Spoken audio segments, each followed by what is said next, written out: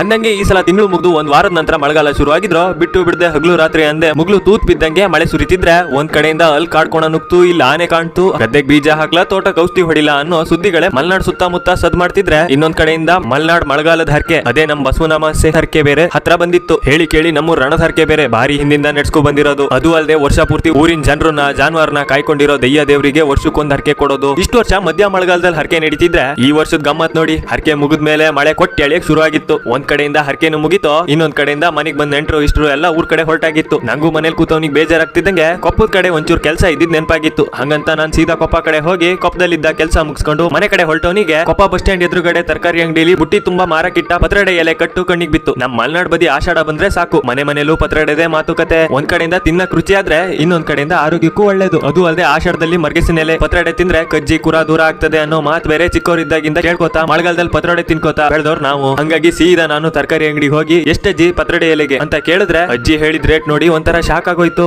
ಆದ್ರೂ ಪರವಾಗಿಲ್ಲ ಒಂಚೂರು ಹೆಚ್ಚು ಕಮ್ಮಿ ಮಾಡಿಸಿ ಮನೆಗ್ ಪತ್ರಡೆ ಎಲೆ ತಗೊಂಡ್ ಹೋಗೋಣ ಅನ್ಕೊಂಡು ಯಾವ್ದಕ್ಕೂ ಒಂದ್ ಇರ್ಲಿ ಅಂತ ಮನೆಗ್ ಫೋನ್ ಮಾಡಿ ಪತ್ರಡೆ ಎಲೆ ರೇಟ್ ಹೇಳ್ತಿದ್ದಂಗೆ ಏನು ಬೇಕಾಗಿಲ್ಲ ಮನೆ ಹಿಂದ್ಗಡೆ ಹಡ್ಡೆಲ್ 4 ಸುತ್ತ ಬಂದ್ರೆ ಸಾಕು ಬೇಕಾದಷ್ಟು ಎಲೆ ಸಿಗ್ತವೆ ಸುಮ್ಮನ್ ಮನಿಗ್ ಬಾ ಅಂತ ಆರ್ಡರ್ ಆಯ್ತು. ನಾನು ಸರಿ ಅನ್ಕೊಂಡು ಪತ್ರಡೆ ಎಲೆ ಪರ್ಚೇಸ್ ಮಾಡೋ ಪ್ಲಾನ್ ಕ್ಯಾನ್ಸಲ್ ಮಾಡಿ ಮನೆ ಕಡೆ ಹೊರಟೋನು. ಮಧ್ಯಾಹ್ನ ಹೊತ್ತಿಗೆ ಮನೆ ತಲುಪಿ ಸೀದಾ ಪತ್ರಡೆ ಎಲೆ ಹುಡ್ಕೊಂಡು ಊರ್ ಹಡ್ಡೆ ಕಡೆ ಹೊರಟು ನೋಡಿದ್ರೆ ನಮ್ಮನೆ ಬೆಕ್ಕು ನಾ ಮುಂದು ತಾ ಮುಂದು ಅನ್ಕೊಂಡು ನಂಗಿಂತ ಮುಂದೆನೆ ಹಡ್ಡೆ ಕಡೆ ಹೊರಟು ನಿಂತಿತ್ತು. ಜೊತೆಗ್ ಬಂದ್ಬೇಕು ದಾರಿ ತಪ್ಪಿ ಕಾಡ್ ಪಾಲಾಗಿತ್ತು ಅಂತ ಹೆದರಿಕೆಯಲ್ಲೇ ಅಲ್ಲೇ ವಾಪಸ್ ಓಡಿಸಿ ಬೆಕ್ಕಿನ ಕಣ್ ತಪ್ಪಿಸಿ ಹಡ್ಡೆ ಕಡೆ ಹೋದ್ರೆ ಬೆಕ್ಕು ನಂಗಿಂತ ಮುಂಚೆನೆ ಅಲ್ಲಿ ಪ್ರೆಸೆಂಟ್ ಇತ್ತು. ಇನ್ನೇನ್ ಮಾಡಕ್ಕಾಗ್ತದೆ ಆದಂಗಾಗ್ಲಿ ಅಂತ ಬೆಕ್ಕುನ ಜೊತೆಲೆ ಕರ್ಕೊಂಡು ನಮ್ ಪತ್ರಡೆ ಎಲೆ ಶಿಕಾರಿ ಶುರು ಆಗಿತ್ತು. ಹಡ್ಡೆ ಕಾಡು ತೋಟ ದಾಟಿ ಇಂಬಳ ಸೊಳ್ಳೆಗ್ ರಕ್ತದಾನ ಮಾಡಿ ದರೆ ಇಳ್ದು ಮರ ಹತ್ತಿ ಅಲ್ಲಿ ಇಲ್ಲಿ ಸುತ್ತಿ ಕೈಗೆ ಸಿಕ್ಕಿದ್ ಕುಯ್ಕೊಂಡು ಕೈಗೆ ಸಿಗದೆ ಇದ್ದಿದ್ದು ತೋಟಿ ಹಾಕಿ ಎಳ್ದ್ ಕಿತ್ಕೊಂಡು ಹಂಗು ಹಿಂಗು ಒಂದಿಷ್ಟು ಎಲೆನ ಒಟ್ಟಾಕೊಂಡು ಮನೆ ಕಡೆ ಹೊರಟು ಬರುವಾಗ ಹೊಂಡ ಗುಂಡಿ ತುಂಬಾ ಕೆಸರು ತುಂಬಿಕೊಂಡು ಕೆಸರಿನ ಕೆರೆ ತರ ಆಗಿರೋ ರಸ್ತೆಯಲ್ಲಿ ವಾರಿಡಿ ಹೊಡೆದ್ ಮಳೆಗೆ ಬರೋ ದಾರಿ ತುಂಬೆಲ್ಲ ಮಲ್ಕೊಂಡಿದ್ ಮರಗಳು ನೋಡ್ಕೊಂಡು ಮನೆ ಹತ್ತತ್ರ ಬತ್ತಿದ್ದಂಗೆ ನೆನಪಾಗಿದೆ ಎಲೆ ಕುಯ್ಯೋ ಗಡಿ ಬಿಡಿಲಿ ಜೊತೆಗ್ ಬಂದಿದ್ ಬೆಕ್ಕುನ ಕಾಡಲ್ಲೇ ಬಿಟ್ಟು ಬಂದ್ವಲ್ಲ ಅಂತ. ಸುಮ್ನೆ ಮನೇಲಿ ಇದ್ಬೇಕು ಕಾಡ್ ಪಾಲಾಯ್ತಲ್ಲ ಅಂತ ಮನ್ಸಲ್ಲೇ ಅನ್ಕೊಂಡು ಮನೆ ಅಂಗಳಕ್ ಬಂದ್ ನೋಡಿದ್ರೆ ಬೆಕ್ಕು ನಮ್ಗಿಂತ ಮುಂಚೆನೆ ಮನೇಲಿ ಹಾಜರಿತ್ತು. ಸರಿ ಅನ್ಕೊಂಡು ತಂದಿರೋ ಎಲೆನೆಲ್ಲ ಸೋಸಿ ಸರಿ ಮಾಡಿ ಮಸಾಲೆ ಹಚ್ಚಿ ಸರ್ಗೋಲಿ ಗಿಳಿಸಿ ಬೇಯಕ್ಕಿಟ್ಟು ಬೆಂದ ಮೇಲೆ ಹೆಚ್ಚಿ ಒಗ್ಗರಣೆ ಹಾಕಿ ಮುಗಿಸ್ತಿದ್ದಂಗೆ ಪತ್ರಡೆ ರೆಡಿ ಆಗಿತ್ತು. ಮನೆ ತುಂಬಾ ತುಂಬಿದ ಪತ್ರಡೆ ಗಮಕ್ಕೆ ಎಲೆ ಕುಯ್ಯಕ್ ಒದ್ದಾಡಿದ್ರಗಳೇ ರಂಪ ಎಲ್ಲ ಮರ್ತೋಗಿ ಕೊನೆಗೆ ಪತ್ರಡೆ ತಿಂದು ಮುಗಿಸೋಷ್ಟ್ರಲ್ಲಿ ಮನ್ಸಲ್ಲಿ ಒಂಥರ ಖುಷಿಯಾಗಿತ್ತು. ಅದೇನೋ ಗೊತ್ತಿಲ್ಲ